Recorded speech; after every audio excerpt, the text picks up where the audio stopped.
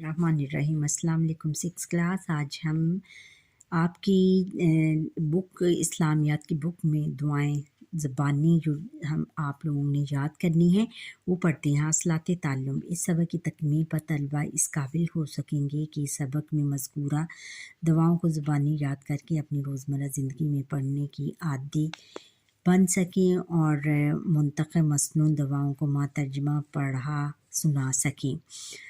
अब आगे है कि दुआ की मानी मांगने की है। दुआ इबादत है और अंबिया इकराम अलैहिस्सलाम की अल्लाह ताला से दुआओं का ज़िक्र कुरान मजीद में आया है और कुरान मजीद में ज़िंदगी के मुख्तलिफ़ अमूर के लिए दुआएं मज़कूर हैं। अमूर यानी मुख्तलिफ़ कामों के लिए दुआएं मज़कूर हैं, दुआएं दी गई हैं और दुआ सिर्फ़ अल्लाह ताला से मांगनी चाहिए। हमें मुख्तलिफ़ दुआएं अहादीस मुबारका में भी आई हैं, हदीस मुबारका में भी आई हैं, यानी अंबिया इकराम से लेकर और दुआ जो हम मांगते हैं वो एक इबादत है और इसका दुआ का मतलब क्या है?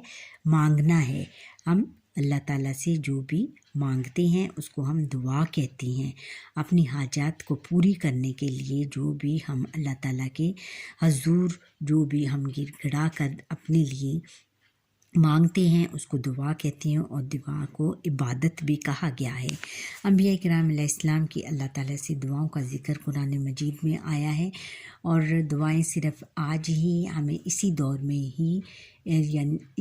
में ही हम पर नाज़िल नहीं हुई, बल्कि तमाम अंबिया इकराम जो पिछले अंबिया इकराम गुज़र चुके हैं, हुज़ूर नबी अकरम सल्लल्लाहु अलैहि वसल्लम से पहले अंबिया और रसूल आए हैं, उनके लिए भी कुरान मजीद में उनकी दुआओं का भी ज़िक्र है कि अल्लाह ताला ने वक्तन फ़वक्तन उनके लिए दुआएं भेजी और वो दुआएं करते रहे और उनकी दुआएं बहुत ज़्यादा असर कर गई और हर दुआ उनकी कबूल होती थी। और फिर कुरान मजीद में ज़िंदगी के मुख्तलिफ़ अमूर के लिए दुआएं मज़कूर हैं। इसके अलावा कुरान मजीद में हमारी रोज़मर्रा ज़िंदगी में जितने भी मामलात हैं उनके लिए बहुत सी दुआएं अल्लाह ताला ने दी हैं। दुआ सिर्फ़ अल्लाह ताला से मांगनी चाहिए और दुआ जो है वो हमें सिर्फ़ अल्लाह ताला ही से मांगनी चाहिए। दुआ मुख्तलिफ़ अहादीस मुबारका में भी आई हैं और जो दुआएं हैं वो मुख्तलिफ़ हदीसों हुज़ूर नबी अकरम सल्लल्लाहु अलैहि वसल्लम ने भी बहुत सारी दुआएं हमें हमारे लिए दी हैं। हमें उनका दुआ करने का तरीका बताया है कि हमने कौन कौन सी दुआ किस टाइम पे करनी है। अच्छा, अब आगे है सुबह शाम की दुआ। सुबह शाम की दुआ ये है कि बच्चों ये आपने याद करनी है। बिस्मिल्लाहिल्लज़ी ला तज़र्रु मा इस्मिही शैइन फिल अर्ज़ि वला फिस समाई व हुवल समीउल अलीम। तर्जुमा है कि अल्लाह ताला के नाम के साथ कि जिसके नाम के साथ ज़मीन व आसमान में कोई चीज़ नुकसान नहीं पहुंचा सकती, वो सुनने वाला और जानने वाला है। कि जब हम अल्लाह ताला के नाम के साथ ज़मीन और अल्लाह ताला की दुआ में अल्लाह ताला का नाम लेंगे किसी भी चीज़ के लिए जो कि ज़मीन व आसमान पर है, जिससे हमें नुकसान पहुंचने का एहतमाल है या ख़तरा है, तो वो दुआ उसके लिए जब हम दुआ मांगेंगे तो कोई भी चीज़ हमें नुकसान नहीं पहुंचाएगी, जो कि कलमात अल्लाह ताला ने हमें पढ़ने के लिए सिखाए हैं। और अल्लाह ताला सुनने वाला और जानने वाला है और वो बहुत जल्द ये दुआएं अल्लाह ताला सुन लेता है और फिर कबूल भी कर लेता है। आगे है कि मर्ज़ से बचने की दुआ। अल्लाहुम्मा इन्नी औज़ु बिका मिनल बरसी वल जुनूनी वल जुज़ामी व मिन शैइन अस्काम।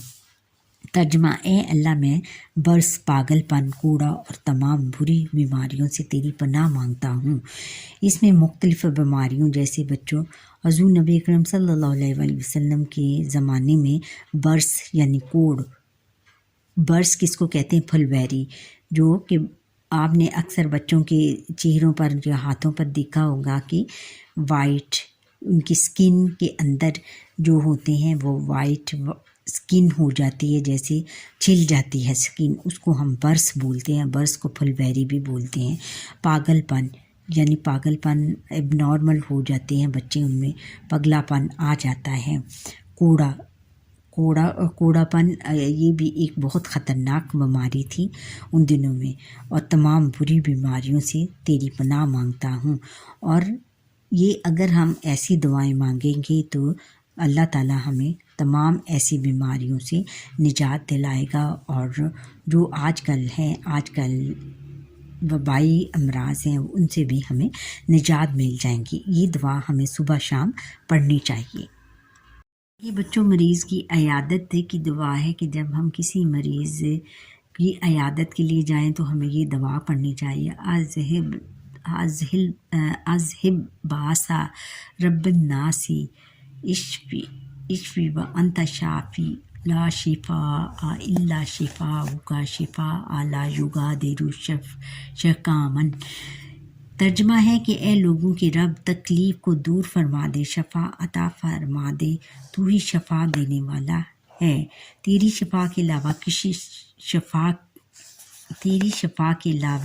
کہیں شفا نہیں ہے۔ ایسی شفا عطا فرما جو بیماری کو باقی نہ چھوڑے۔ یعنی اے اللہ، ہم تم سے دعا مانگتے ہیں کہ تکلیف کو، ہماری جو تکلیف ہے اس کو دور فرما اور دور کر دے، شفا دے دے ہمیں، ٹھیک کر دے ہمیں، شفا دے دے ہمیں، اس بیماری سے نجات دلا دے۔ تو ہی شفا دینے والا ہے، تو ہی ہمیں اس بیماری سے نجات دلانے والا ہے، تیری شفا کے علاوہ کہیں شفا نہیں ہے، اور تو ہی ہمیں اس بیماری سے نجات دلا سکتا ہے۔ اور تیری شفا کے علاوہ، اور اللہ تعالیٰ تیری شفا، اگر تو ہمیں شفا دے گا تو تیری شفا کے علاوہ اور کوئی شفا نہیں ہے، اور تو ہی ہمیں ٹھیک کرنے والا ہے، اور تو ہی ہمیں بیمار کرنے والا ہے۔ بے شک بیماری اور شفا تیرے ہاتھ میں ہے۔ ایسی شفا عطا فرما جو بیماری کو باقی نہ چھوڑے۔ اے اللہ تعالیٰ، ہمیں ایسی شفا دے دے، اس طرح ٹھیک کر دے کہ ہماری بیماری ہمارا باقی نہ رہے، بالکل ٹھیک کر دے ہمیں شفائے کاملہ عطا کر۔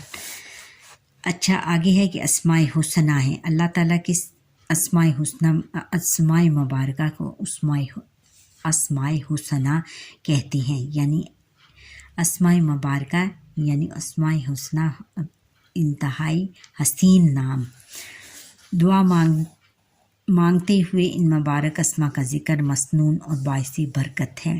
ہم اگر دعا مانگنے کے دوران ان اسماء اللہ تعالیٰ کے ان ناموں کو ساتھ ملائیں گی تو وہ بہت زیادہ بابرکت ہوں گی، اور ہماری دعا بہت جلد قبول ہو جائے گی۔ سب سے پہلا ہے کہ الرحمن، بڑا مہربان، الرحیم، نہایت رحم فرمانے والا، المالک، سب سے بڑا بادشاہ، القدوس، ہر عیب سے پاک ذات، السلام، ہر نقص سے سالم ذات، یعنی اس میں کوئی نقص نہیں ہے، المومن، امن بخشنے والا،